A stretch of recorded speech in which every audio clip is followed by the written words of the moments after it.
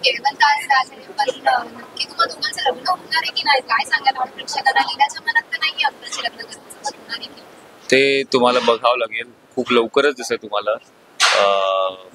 नवरी भेटला रोज रात्री 10 वाजता झी मराठीवर. मराठीवर ते बघा आणि तुम्हाला खूप गोष्टी होणार आहेत ते सांगू शकतो तुम्हाला. एवढंच सांगू शकतो आम्ही आता. लग्न पण एवढं त्याचा ऑप्युलंट इव्हेंट. 8 दिवस आम्ही शूट करणार आहोत त्याच्यासाठी, एवढंच मला सांगू शकतो. डेस्टिनेशन वेडिंग असणार आहे तेवढं सांगू शकतो. बस खूप सांगितलं आम्ही. बाकी नाही थँक्यू सो मच. सो खूप चांगले एपिसोड्स आहेत पुढचे.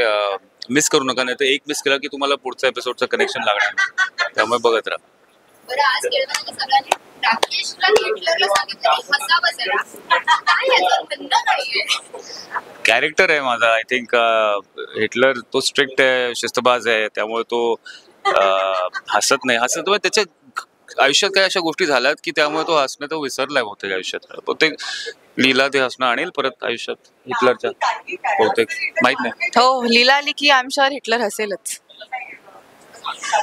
मालिकेतलं लग्न आमच्यामध्ये असेल नक्कीच. या मालिकेतल्या लग्नात काही त्या निमित्ताने सांगायला आवडतील का? काही घडणार आहेत हे कसं आहे की श्वेताशी एजेचं लग्न होतंय, पण केळवण तर आता बघितलं लीला आणि एजेस झालंय. सो मुळात लीला कशी पोहोचते लग्नापर्यंत, पोहोचतेय का की नाहीच पोहोचते आणि काय गोंधळ होतो असे खूप ट्विस्ट अँड टर्न्स आहेत.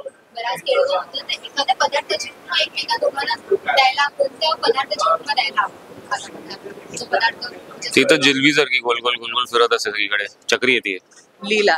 लीला लीला चक्री आणि आय थिंक एजे बटाटा वडा. बटाटा वडा. What is jalebi? काय